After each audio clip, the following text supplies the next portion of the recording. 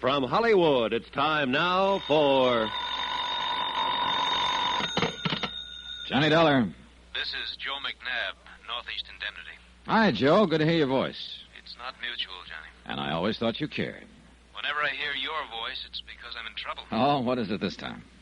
Ever hear of Harvey Stone? Sure, the Stone Corporation. And Stone Enterprises and the Stone Foundation. Sounds like he's a foundation himself. Practically. Late 30s, bachelor. Took over the management from his father, E.J., when the old boy got crippled up with arthritis last year. So? So the total amount of insurance we're carrying on him is over $100,000. So? He lives in New York, Westchester County. Last night he was driving along a road in the country. A small object hit his windshield. Oh, look, Joe, don't tell me you want me to investigate a claim for a broken windshield. I sure do, Johnny. That small object was a bullet.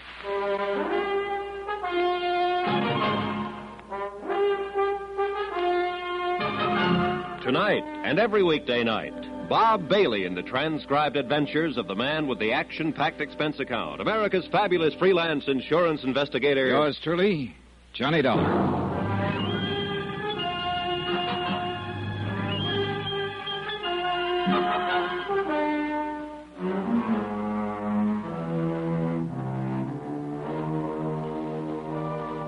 Expense account submitted by Special Investigator Johnny Dollar to Northeast Indemnity Associates, Hartford, Connecticut. Following is an account of expenditures during my investigation of the Imperfect Alibi matter. Expense account item 1, $1 even, taxi to the office of Northeast Indemnity where Joe McNabb was waiting for me. It's kind of a complicated situation, Johnny. Yeah, well, it usually is when people get shot at, Joe. Now, mind, we're not sure the bullet was meant for Harvey Stone. He was inclined to brush the whole thing off. Thinks somebody might have been doing a little target practice in the woods. Stray shot, huh? Well, could be. Yes. But with the kind of insurance we're carrying on... Yeah, better give me a rundown on him. Harvey's father, E.J., built up the business. A widower. 2 years ago, he remarried. Last year, he had to retire. He's in a wheelchair now. I see. Well, now Harvey is running things. Lives with his father and stepmother in a big place in Westchester County, but he also keeps a small apartment on East 57th in Manhattan. Uh-huh. Any trouble in the family? Anything like that?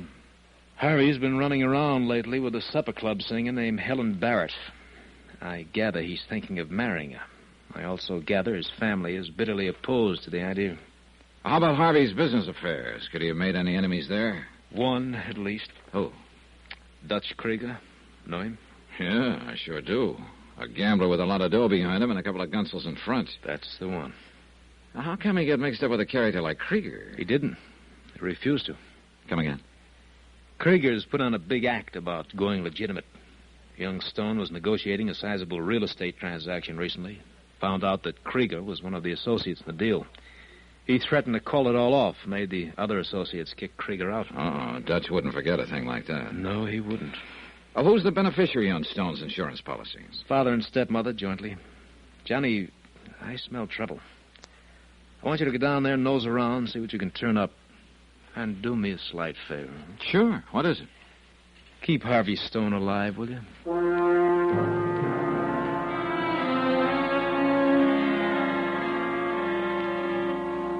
Expense account item 2, $12.50, transportation and incidentals to the Stone estate in Westchester County. It was one of those massive, dignified-looking places, nestling comfortably in about 10 acres of grounds. The butler showed me into a room only about half as big as Grand Central Station, so I wandered around inspecting the paneling and the Italian works of art. Then I zeroed in on one of the paintings. It involved a luscious lady, a bunch of grapes, and a pool of water.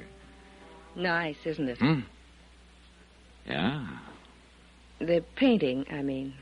Quite nice, isn't it? Oh, yeah, if you like grapes. You must be... I'm Mrs. Stone, Mr. Dollar. Daphne Stone. Mrs.? I didn't know the wedding had taken place. My, you are behind the times. It took place 2 years ago. Well, I'm Mrs. E.J. Stone. Oh, I'm sorry. Well, is your, stepson here? Harvey, he should be back any minute. He had to run into the city. But let me give you a tip, Mr. Dollar. Don't call Harvey my stepson in front of him. Oh. You see, he and I are just about the same age, and he's... Yeah, okay, I'll remember. How about Harvey's father? Is he here? Yes, My husband will be along in just a moment. He has to get around in a wheelchair now, but he's very stubborn. Won't let anyone push him. Well, Mrs. Stone, I think you know why I'm here. Yes, of course. About that absurd thing that happened to Harvey last night. Absurd? Isn't it ridiculous to think that it was an attempt on his life? After all, he will go tearing around these roads at night in his sports car. Probably someone out hunting. Is that what you think, Mrs. Stone? What else could it be? Nobody has any reason to kill Harvey. Everything harmonious here at home, I suppose. Of course. How about Harvey's plans to marry Helen Barrett? Oh, yes, that. That? Mr. Dollar, say, I'm getting a little weary of that name. It's Johnny, isn't it? Yeah. And Daphne. Johnny, let me give you another tip. You seem to be full of them. What's this one, Daphne? I wouldn't mention Harvey's fiancée to his father. Oh? Mr. Stone is quite violently opposed to the match. How about you, Daphne? How do you feel about it? Why, anything Harvey wants. Oh, Edward, this is Mr. Dollar. Yes, I know. Hello, Mr. Stone. That idiot McNabb from the insurance company phoned me about you, Dollar. Worries like an old woman.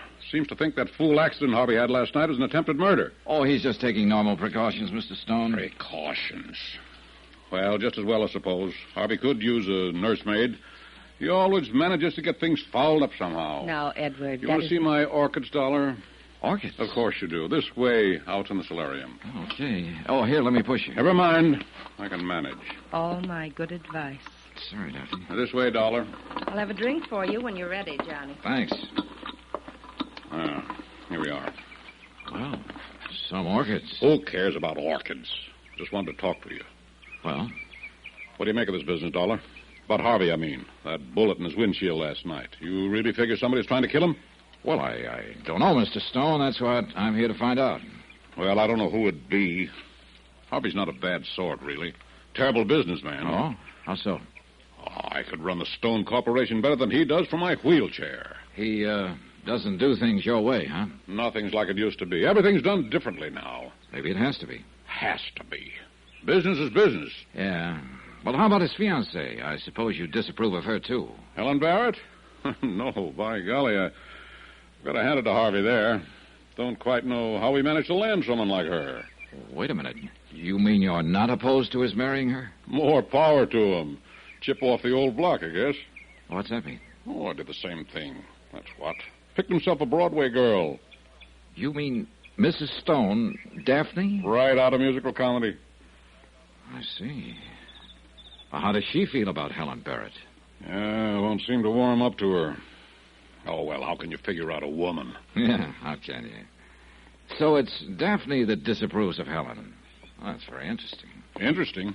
It's a nuisance. Here's your drink, Johnny. Oh, thanks, Daphne. Mr. Stone, you're not having any? No, that fool doctor of mine says no. Edward, you look tired. Perhaps you'd better rest. Tired? Who's tired? Well, then just one more question, Mr. Stone. What is it? Do you know of anyone who might want to kill Harvey? Once in a while, I sure would. Edward. I tell you, when I think of how he's running that business into the ground, I could wring his neck. Edward, it's no time for jokes. Johnny, this whole thing is ridiculous. Harvey hasn't an enemy in the world. Well, have you gotten me nicely taken apart by now, people? Oh, Harvey, dear. Hello, Daphne. Father? This is Dollar, Harvey. Jimmy, isn't it? Johnny. Yes, I heard Mr. Dollar was coming. And why? How are you? You look tired, Harvey. Let me fix you a drink. Thanks. Darling. Thanks, darling. You know, Dollar, sometimes I wonder which one of us is married to Daphne.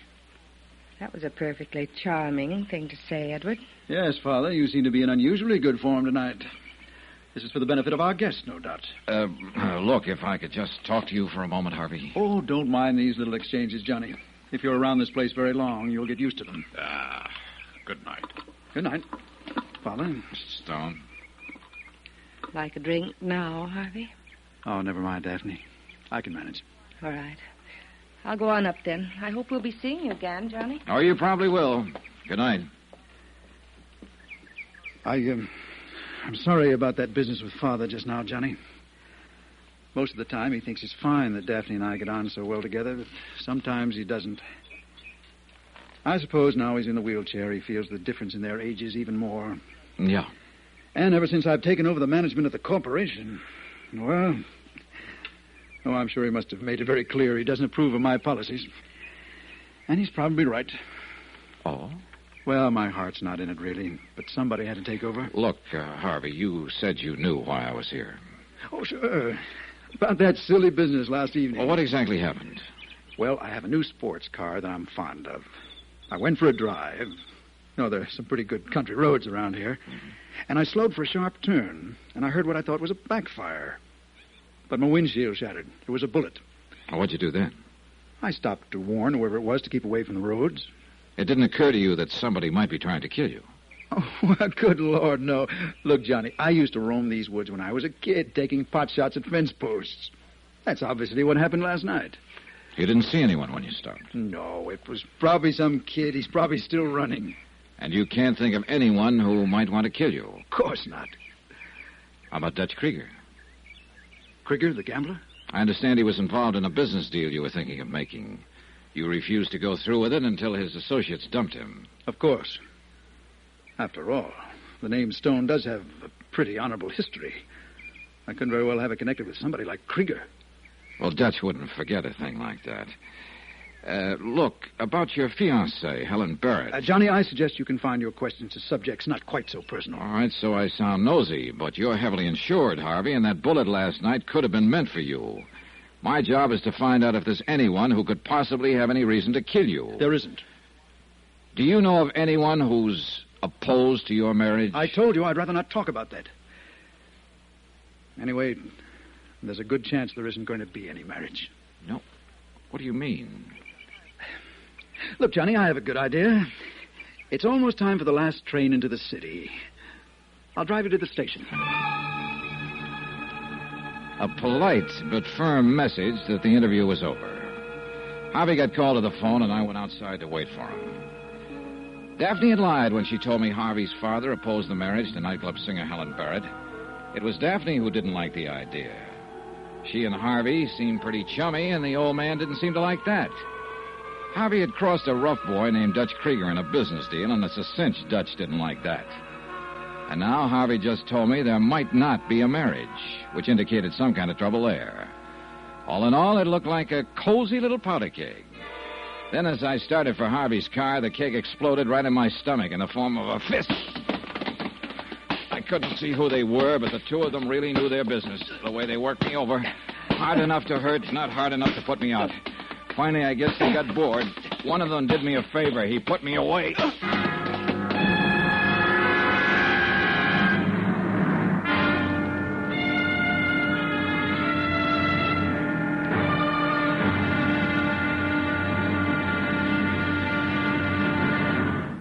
Now, here's our star to tell you about tomorrow's episode of this week's story. Tomorrow...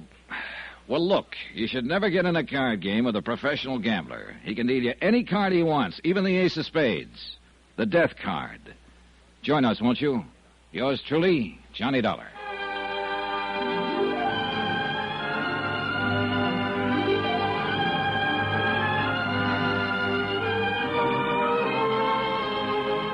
Yours truly, Johnny Dollar, starring Bob Bailey, is transcribed in Hollywood.